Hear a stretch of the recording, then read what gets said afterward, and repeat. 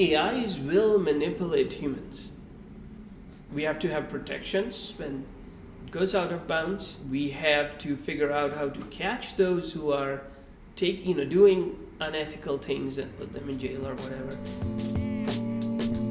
Do you think it's possible we could create from pure silicon conscious beings or algorithms? I don't know what you'd call it. In the near future, will there be a conscious robot? My guess is no, but 100 years, who knows? Right now, it's like, okay, you pull the plug on the electric source of energy and then it'll, the robot stops working or whatever.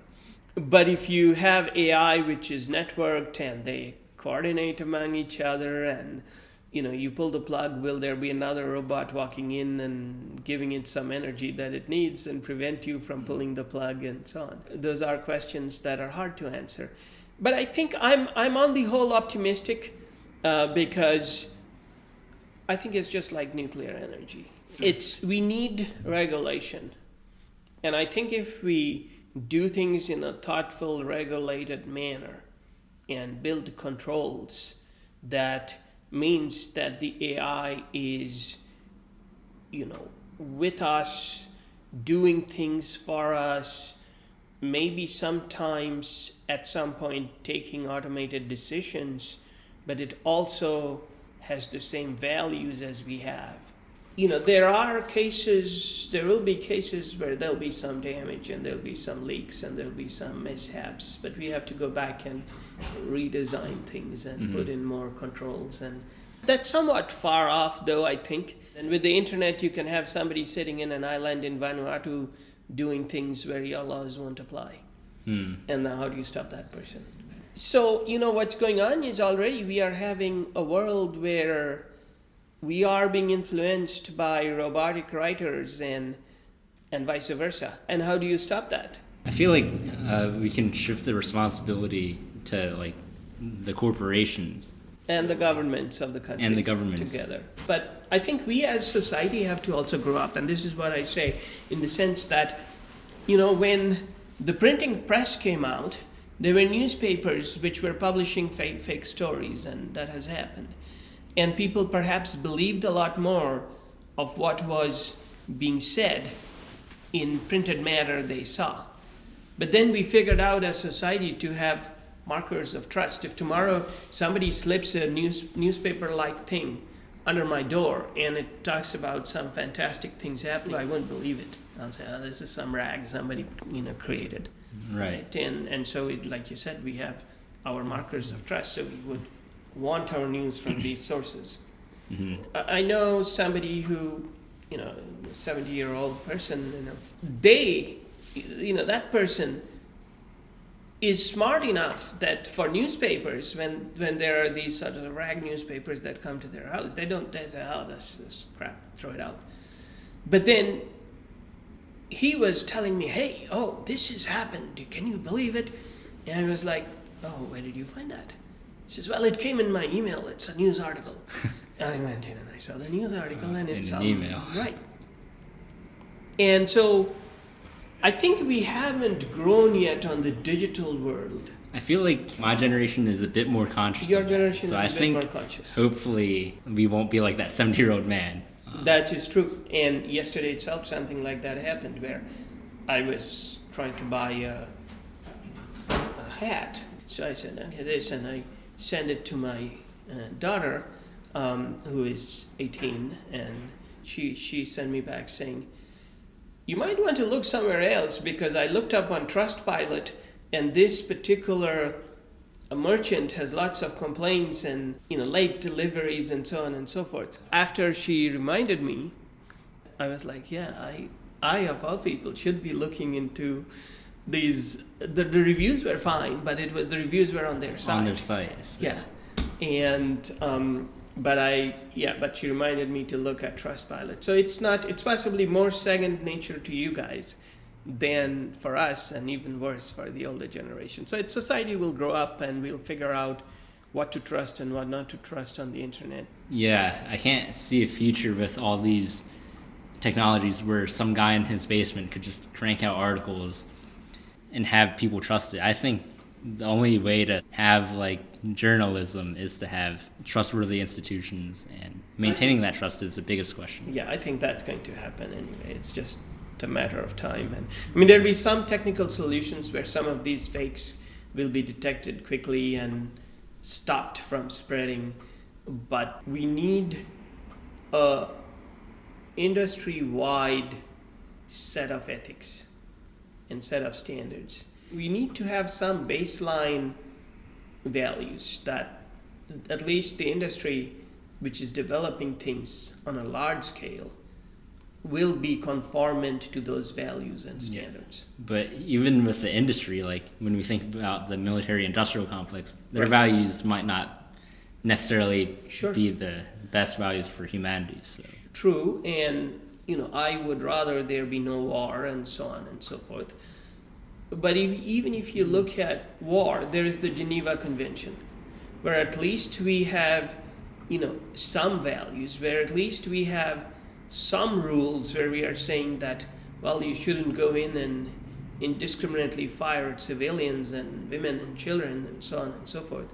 Mm-hmm. No system is 100% accurate. There are, soldiers who are going in and firing and abusing their power. And maybe a little bit of that will happen. But at least if we can get most of these AI developers agree on these principles. And, when we develop AI, we are using pieces and blocks of software from other places and building on top of it and so on and so forth. Mm-hmm. And if a lot of what is publicly available is conformant to some common set of standards and values, then it would not be impossible. Somebody could write code from scratch, and people will do that. But at least we would have some levels of protection there and some sense of at least some harmony. Right. With the hacking case, there will always be hackers, and there will always be people who will try to destroy your things. And so it will become sort of an AI hacking contest where some people will try to take down, create these AIs that destroy things, and some people will try to protect that and detect that and create some sort of protection from malware AI and so on. I think it's very important that we have guidelines for using AI, but I think in the popular consciousness, AI is like something with its own will. With the idea of AGI, like a software that improves itself, do you think it's necessary that that consciousness is involved in order for something to improve itself? Or could it just be a completely dead process, so to speak? I think it could be a completely mechanistic process to a point. I think complexity is what at least saves the day initially, in the sense that, our brains have, I don't know what, billions of neurons. Much more complex. Yeah, there might be limits to how much AGI you can get with so much computational complexity. At least right now, our machines are made up of, wires and silicon and stuff like that at the end. And software would create things and resolves in theory, but in order to act and in order to physically destroy this building, you can't have code running here which would do that. You have to have some physical agent go there. True, but some might think that AI becomes so smart that they'll start manipulating humans.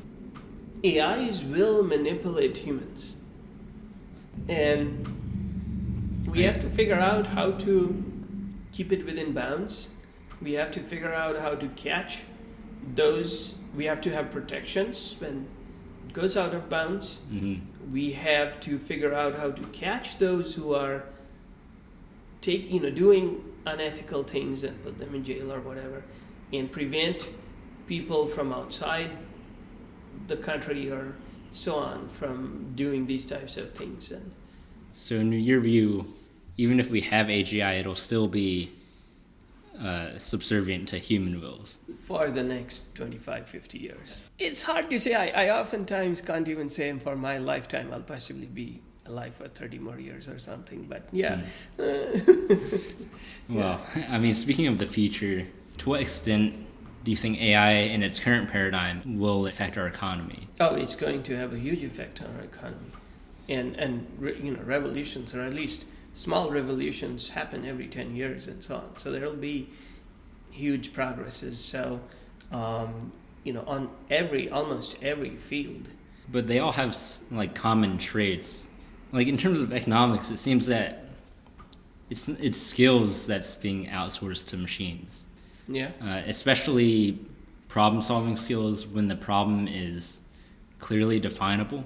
Mm-hmm. Like manufacturing, customer service, taking orders, and so on. So the value of human intelligence is shifting away from this type of problem-solving, this basic problem-solving. Mm-hmm.